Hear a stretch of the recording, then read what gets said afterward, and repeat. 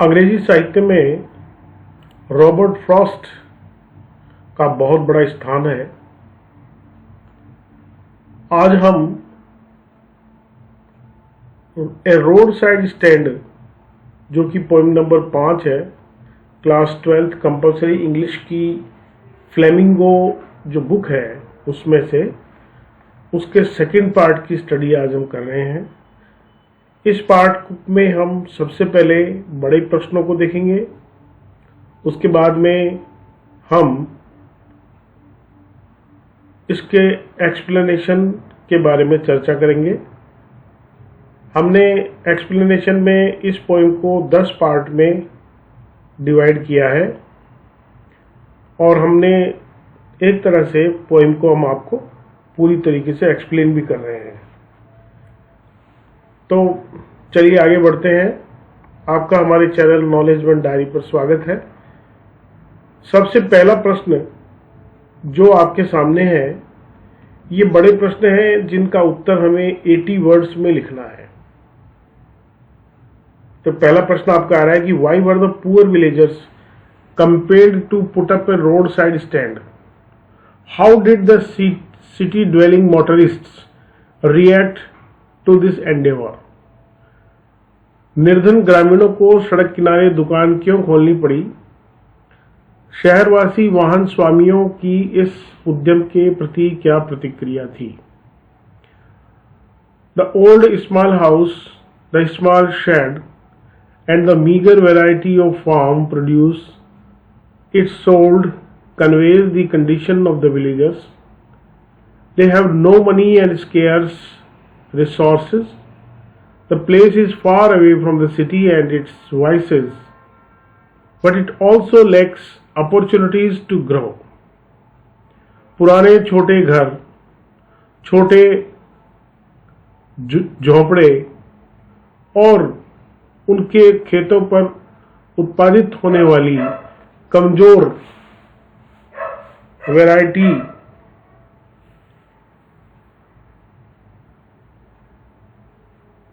का सामान जो कि बेचा जाता है, वह उन ग्रामीण जो उन गरीबों जो ग्रामीण है उनकी स्थिति को दर्शाता है। उनके पास कोई पैसा नहीं है और उनके संसाधन कमजोर हैं। यह स्थान बहुत दूर है शहर से और इसमें बहुत सारी बुराइयां हैं और इसमें इन वहां पर आगे बढ़ने की जो अवसर हैं वो भी कमी है।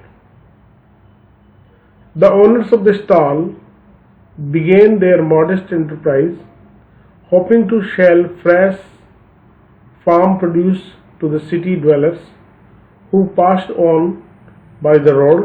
However, these self-absorbed motorists were completely indifferent to the plight and needs of the villagers. Sometimes they stopped, but not for buying.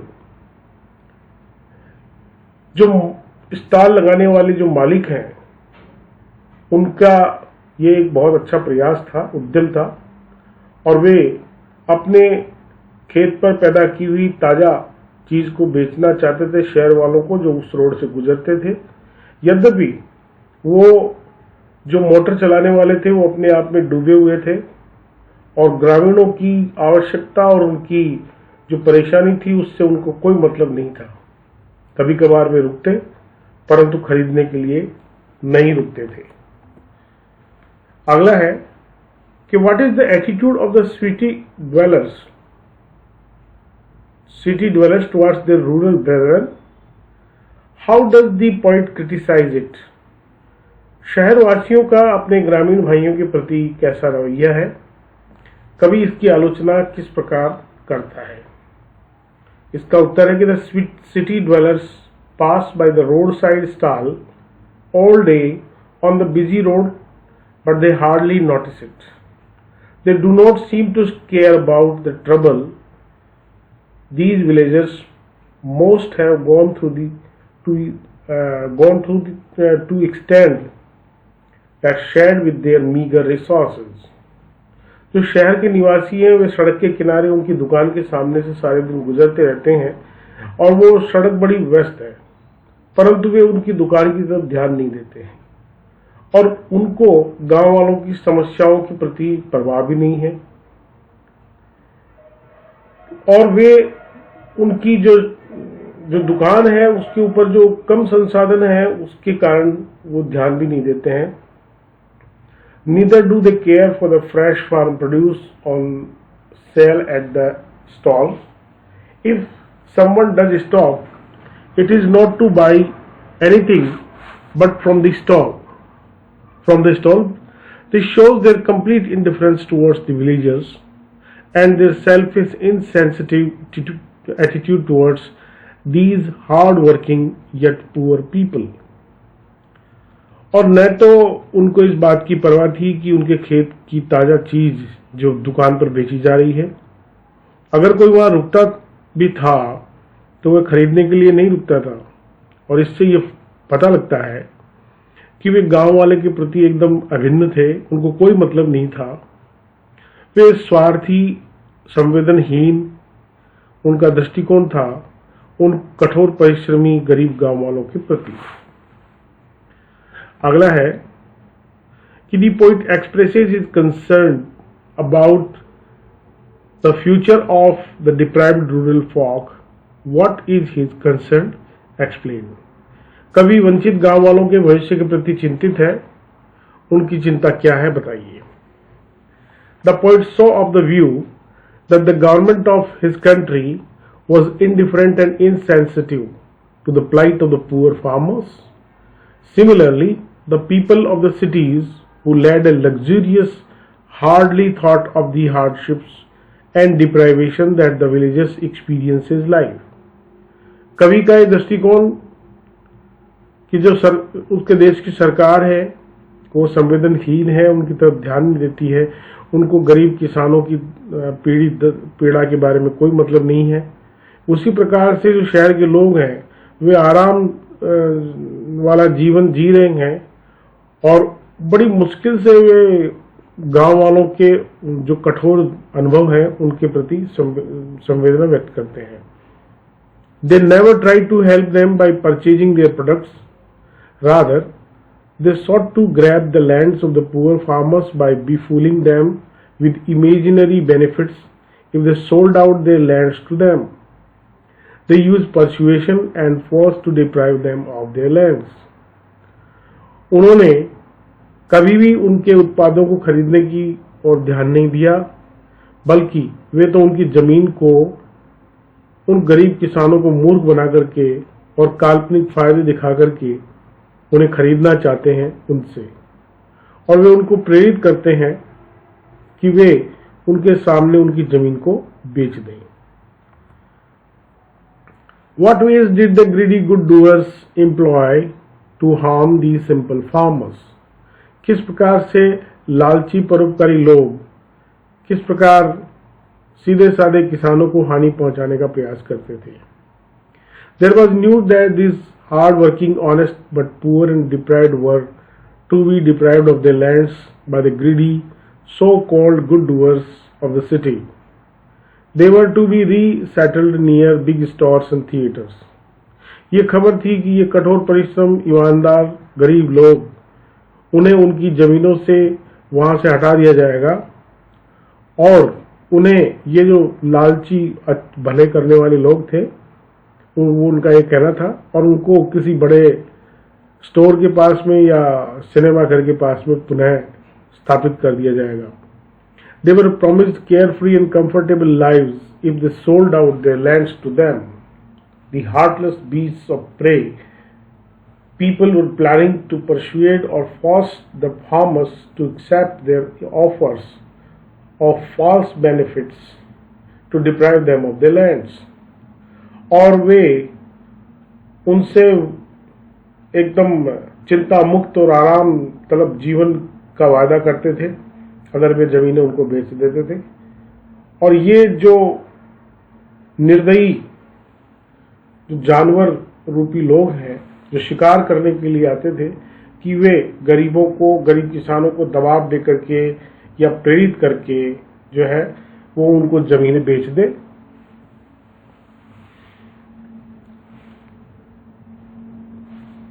अगला है, अब अपन बात करेंगे कुछ एक्सप्लेनेशंस की, जिसमें पहला स्टेज आपके सामने है कि the little old house was out with the little new shed in front at the edge of the road where the traffic is bad, a roadside stand that too pathetically plaid. It would not be fair to say for a doll of bread. इसके 3 part अपन ने किए हैं, reference, context और explanation. तो reference में लिखना है कि these lines are which begin in the poem A Roadside Stand composed by Robert Frost. Context में अपन लिखते हैं कि the poem begins with introducing us to the location and some details of a road side open shop. कि इस कविता में जो सड़क के किनारे दुकान खुली हुई है उसके कुछ विवरण, जिसमें उसका स्थिति कहाँ पर है उसके बारे में पता लगता है। इसकी व्याख्या में कहा गया है कि एक small new shed was extended from a wall small old house. It stood at the roadside by which a lot of traffic moved. This roadside stand waited desperately for customers to stop and make a purchase. However, the owner was not looking for any charity, for he was a poor yet self-respecting man. एक छोटी सी नई दुकान जो है, जो कि एक छोटे और पुराने घर को बड़ा करके खोली गई है, और ये सड़क के किनारे हैं जिसमें से बहुत सारा ट्रैफिक वहाँ से निकलता है। ये सड़क के किनारे ये जो लोग हैं ये इंतज़ार करते रहते हैं अपने ग्राहकों का कि वे वहाँ रुकेंगे और कुछ खरीदेंगे। यद्यपि जो मालिक है वो किसी दान की तलाश नहीं कर रहा है, परंतु वह बहुत ही गरीब है और आत्म सम्मान उस व्यक्ति में है, इस वजह से वो ये काम कर रहा है। स्टेंजा नंबर 2 है, but for some of the money, the cash whose flow supports the flower of cities from sinking and withering faint, the polished traffic passed with a mind ahead, or if ever aside a moment, then out of sorts at having the landscape marred with the artless paint of signs that with N turned wrong and S turned wrong. और इसके explanation में reference में लिखेंगे these lines are taken from the poem A Roadside Stand composed by Robert Frost.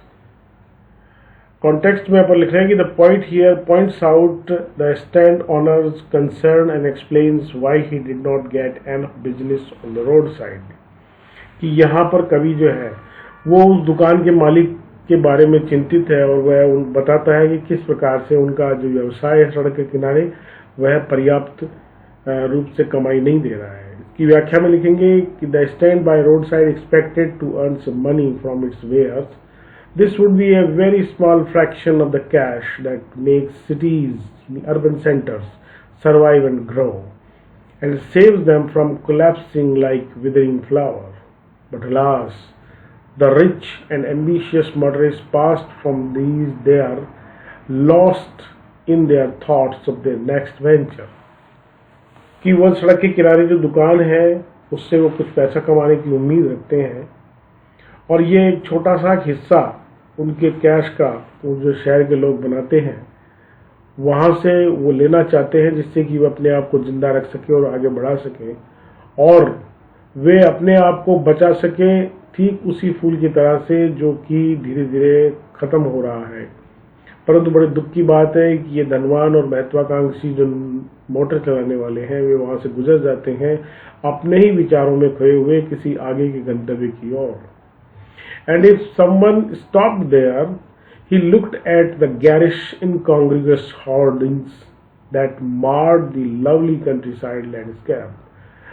Some stopped to check directions because the signs had turned upside down. और अगर कोई वहाँ पर रुकता है तो वह उस होर्डिंग की तरफ देखता है जो कि बहुत ही सड़क के किनारे खड़ा हुआ बहुत अलग से नजर आ रहा है, गलत सा नजर आ रहा है। कोई अगर वहां रुकता है तो वह उस दिशा को चेक करने के लिए, क्योंकि वहां जो साइन लगा हुआ है वो ऊपर नीचे टेढ़ा मेढ़ा हो गया है, इस वजह से रुकता है वो। स्टेंजा नंबर 3 है, offered for sale wild berries in wooden quarts और crook necked golden squash with silver warts or beauty rests in the beautiful mountain scene. You have the money, but if you want to be mean, why keep your money this crossly and go along? Reference में अपन वही line लिखेंगे कि these lines are taken from the poem A Roadside Stand composed by Robert Frost, और context में अपन बता रहे हैं कि the poet here describes the wares that were on the sale at that roadside stand, कि कवि यहाँ पर वर्णन करता है रोड साइड के किनारे दुकान पर जो चीजें लगी हुई है बिकने के लिए उनके बारे में। इसके एक्सप्लेनेशन लिखेंगे कि the road side stand stall sold wild berries, a fruit from shrubs kept in wooden crates, squares, a kind of twisted gourd that had twisted necks and golden colored with silvery spots, and all this was sold in beautiful surroundings of lush mountains. The stall owner knew that the motorists had plenty of money, but they were miserly in buying fresh farm produce, while they would spend mindlessly on trivial, unnecessary things. He then got a little annoyed and told the motorists to keep their money and move forward. सड़क के किनारे जो दुकान लगी हुई है वहां पर जंगली बेर जो है, जो कि उन्होंने एक झाड़ी से प्राप्त किए हैं, उससे उसको बेचने के लिए वहां पर है, और वो एक लकड़ी के एक बॉक्स में रखे हुए हैं। एक प्रकार का जो है वहां पर एक छोटा सा टेढ़ा मोड़ा एक ककड़ी टाइप जैसा है, जो ठीक है, जो कि पीला सा रंग का दिख रहा है, जिसके ऊपर थोड़े थोड़े चमकीले स्पॉट हैं। ये जो है लोग वहां पर बेच रहे हैं उस खूबसूरत पहाड़ों में के चारों तरफ जहाँ सुंदरता फैली हुई है उसमें बेच रहे हैं। वहाँ का दुकान का जो मालिक है वो जानता है कि इन गाड़ी चलाने वाले के पास बहुत पैसे हैं, परंतु वे बड़ी कंजूसी के साथ जो उनके खेत की ताज़ा उपज है उसको खरीदेंगे। अगर वे, जबकि बात यह है कि वे बिना विचारे छोटी छोटी और अनावश्यक चीज़ों पर खर्च कर देते हैं, तब वह थोड़ा सा नाराज हो जाता है और मोटरिस्ट से कहता है कि वे अपना पैसा अपने पास रखे और आगे चले जाए। The hurt to the scenery won't be my complaint, so much as the trusting sorrow of what is unsaid. Here, far from the city, we make our roadside stand and ask for some city money to feel in hand, to try if it will not make our being expand. These lines are taken from the poem A Roadside Stand composed by Robert Frost. और context में अपन लिखेंगे the poet now dwells upon the real complaint of the owner of the roadside stand and also explains why he wants the money from the city dwellers. कि कवि जो है वो एक वास्तविक शिकायत वहां पर जो कहना चाहता है दुकान मालिकों की ओर से, जो सड़क के किनारे जिन्हें लगा रखी है, वह यह भी व्याख्या करना चाहता है कि उनको पैसे की आवश्यकता है शहर के लोगों से। इसकी व्याख्या में लिखता है एक्सप्लेनेशन में कि the poet says that he has no problem with garish artless paint on the road which spoils the beauty of the surroundings, rather he is concerned with the trust that the villagers have in government officers. कवि कहता है कि उसे सड़क के किनारे वो खूबसूरत वादियों में, खूबसूरत जो वादियां हैं की जो सुंदरता को बिगाड़ रहा है, उसके ऊपर एक इस प्रकार का भद्दा सा पेंट किया हुआ कोई बोर्ड लगा हुआ है, उससे उनको कोई समस्या नहीं है। यद्यपि वह उनसे संबंध रखता है कि, और उसका विश्वास है गांव वालों में कि जो सरकार जो है उनके लिए कुछ कर रही है, but this trust is never respected which results in sorrow to the silent poor people. The stall owner says that it is not greed which makes him want to earn money. He has made this stall far from the city by the roadside to earn some money from the city dwellers, so that he may have a taste of money and see if it means money makes him as vain and thoughtless as the city people are. परंतु ये जो विश्वास है इसका कभी सम्मान नहीं किया जाता है, बल्कि इसका परिणाम दुख होता है उन गरीब लोगों के लिए। और जो दुकान के मालिक है वो कहते हैं कि ये उनका लालच नहीं है जो कि उनको पैसे कमाने की ओर अग्रसर कर रहा है, परंतु वो चाहते हैं कि वे शहर से कुछ दूर अपनी दुकान के ऊपर कुछ पैसे कमा ले और उन शहर वालों की तरह से उनको पैसे का आनंद आए, कैसे स्वाद अगर वो कुछ कमा सकते हैं कि किस प्रकार से वो व्यर्थ में और बिना विचार के जो है वो काम कर सकते हैं जैसे कि शहर के लोग करते हैं। And give us the life of moving pictures promise that the party is power is said to be keeping from us. It is in the news that all these pitiful kin are to be brought out mercifully gathered in, to live in villages next to the theater and the store where they won't have to think for themselves anymore. और इसके reference में लिखा गया है कि these lines are extracted from the poem A Roadside Stand composed by Robert Frost. इसके context में अपन लिखेंगे कि the point further elaborates that the city money is expected to do for the rural folk. He also describes what the politicians are planning to do for these simple hard-working people in the name of the development. कवि यहाँ पर व्याख्या करते हुए कहता है कि ये जो पैसा है जो कि शहर के लोगों से ग्राम के लोग कमाना चाहते हैं, वह यह भी व्यक्त करता है कि राजनीतिज्ञ किस प्रकार से इन साधारण कठोर परिश्रमी लोगों के लिए विकास के नाम पर योजनाएं बनाकर लूटते हैं।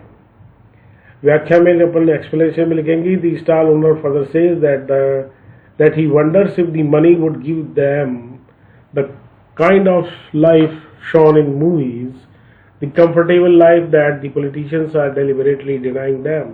He has heard the news that all the poor, helpless villagers are to be resettled closer to the cities, near theaters and markets. These are supposed to be a mercy on them, for then they would not have to be worried about their sustenance any longer.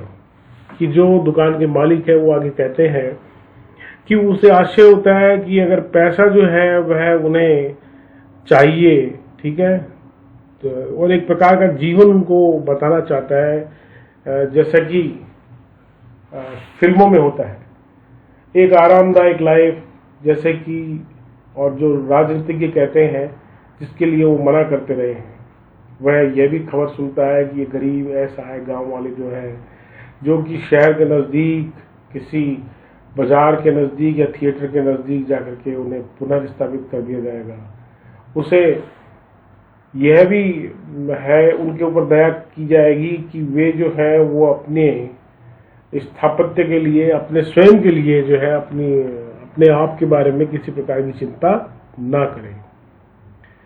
While greedy good doers, beneficent beasts of prey swarm over their lives and forcing benefits that are calculated to shoot them out of their wits, and by teaching them how to sleep, they sleep all day, destroy their sleeping at night and the ancient way. Reference में लिखा गया है कि these lines are extracted from the poem A Roadside Stand composed by Robert Frost.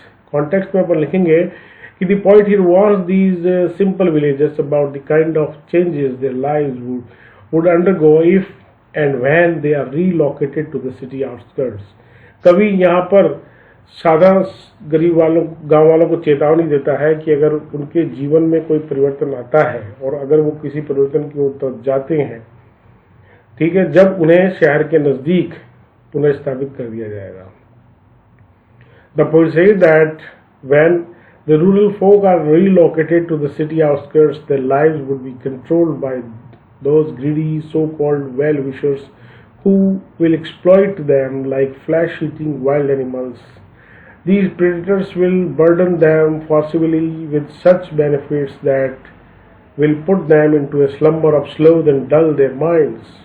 कवि कहता है कि ये गरीब गांव वाले जो हैं, इनको शहर के पास उनकी सीमा के नज़दीक ले जा करके वहाँ पर पुनः स्थापित कर दिया जाएगा और उनका जीवन जो है उन लालची जो कि उनके शुभेच्छु हैं, हैं उनके द्वारा नियंत्रित किया जाएगा और वे उसी प्रकार से उनका शोषण करेंगे जैसे कि कोई मांस खाने वाला जंगली जानवर करता है। ये जो शिकारी लोग हैं ये उनके लिए जबरदस्त वजन डालेंगे और जबरदस्ती जो है उन्हें कोई लालच दे करके जो है उनको एक प्रकार के उनके दिमाग को सुस्त कर देंगे।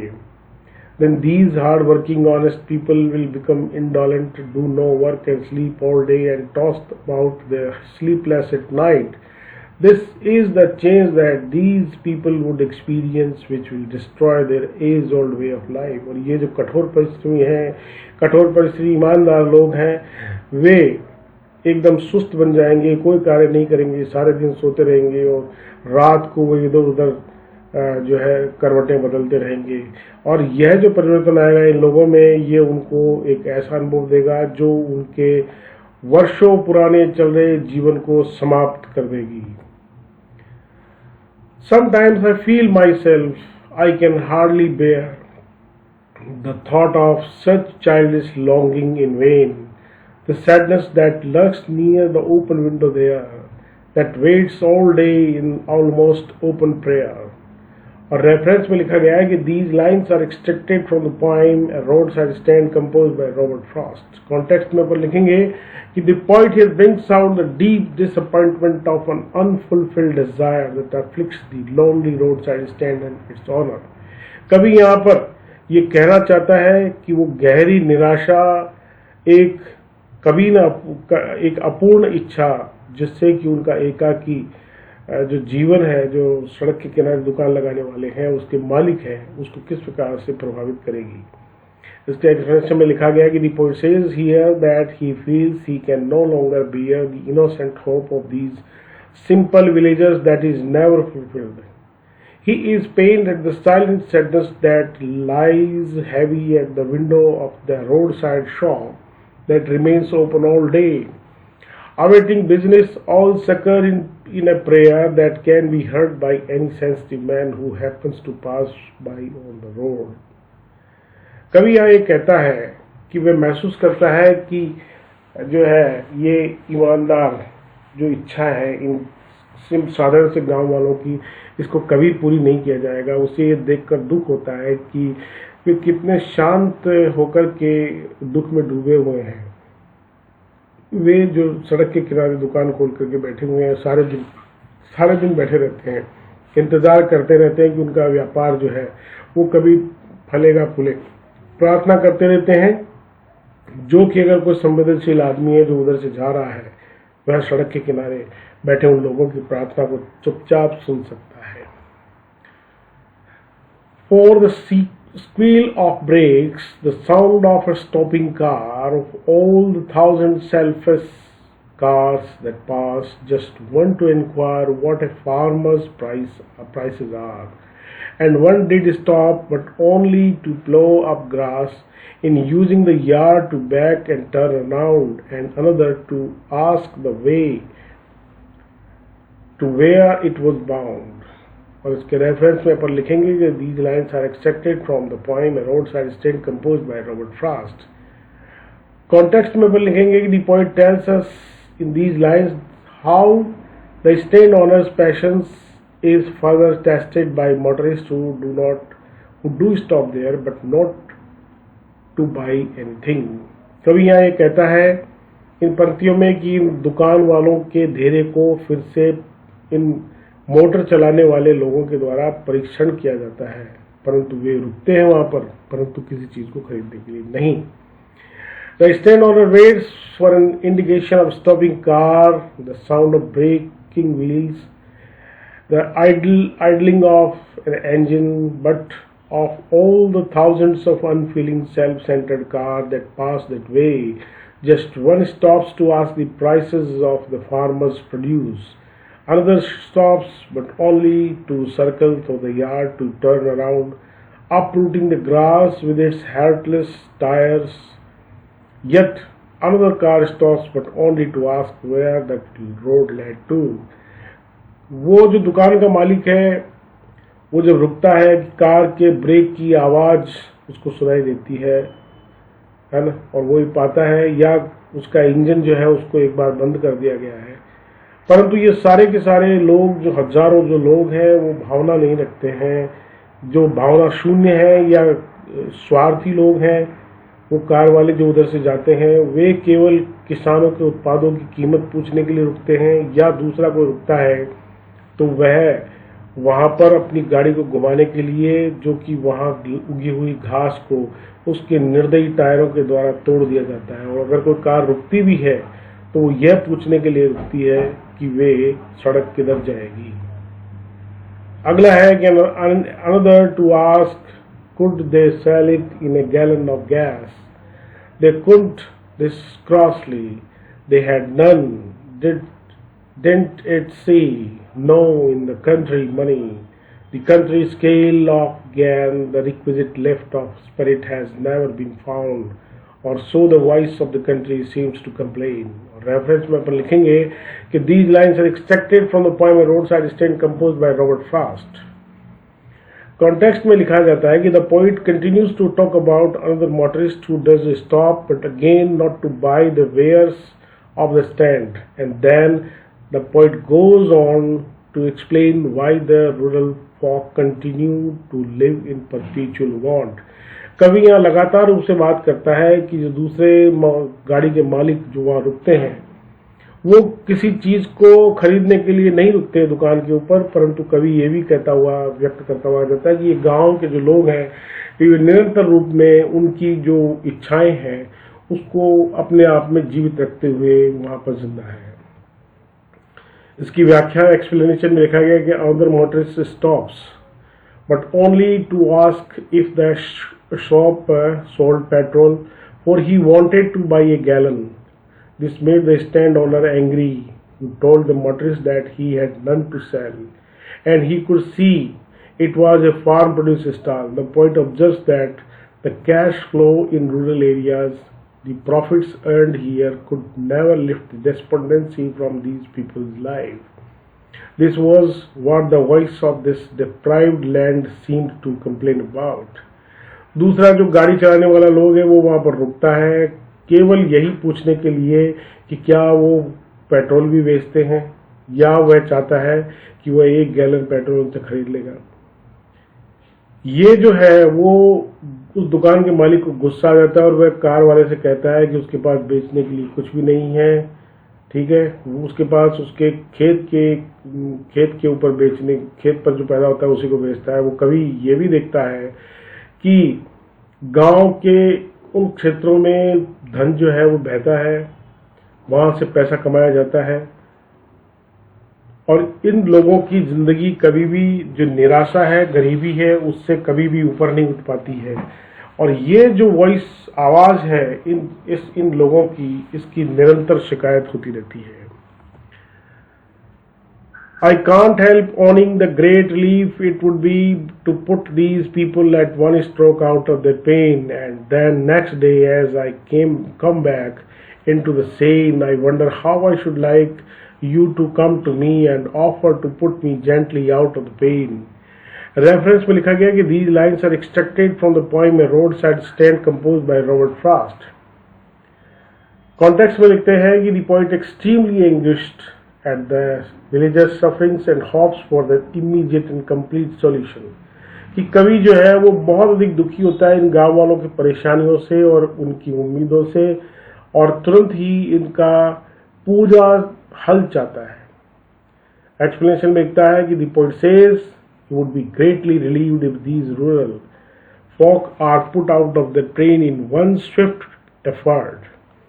The next day he realizes the folly of his expectation, because he realizes this was never going to happen because of the indifference of the government. Now he wishes someone would come to him and put him mercifully out of his own anguish at these people's plight. कवि कहता है कि उसे बड़ा आराम मिलता है इन गरीब गांव वालों के दुखों को अगर तेजी से एक प्रयास करके सुलझाया जा सके। अगले दिन वह ये महसूस करेगा कि ये जो उम्मीद है ये हो सकता है शायद कोई मूर्खतापूर्ण उम्मीद हो, क्योंकि वह कभी भी नहीं देखता है कि सरकार उनके प्रति जो भेदभाव रखती है उसको महसूस करता है। अब उसकी इच्छा है कि कोई आएगा और वह पूरी दया के साथ इन लोगों की पीड़ा को सुनकर के, इनके दर्द को सुनकर के इन्हें बाहर निकालेगा। तो साथियों, ये थी हमारी जो पोइम है द रोड साइड स्टैंड, वो पूरी हमने पढ़ी है। Thanks for your time, keep watching our channel Knowledge One Diary. आपको हम और जो पोइम है उसको इसी प्रकार से हमारे नेक्स्ट वीडियोस में बताते रहेंगे। आपसे हम इम्पोर्टेंट क्वेश्चंस भी डिस्कस करते रहेंगे, तो बने रहिए हमारे चैनल पर, सब्सक्राइब करते रहिए। Thank you very much.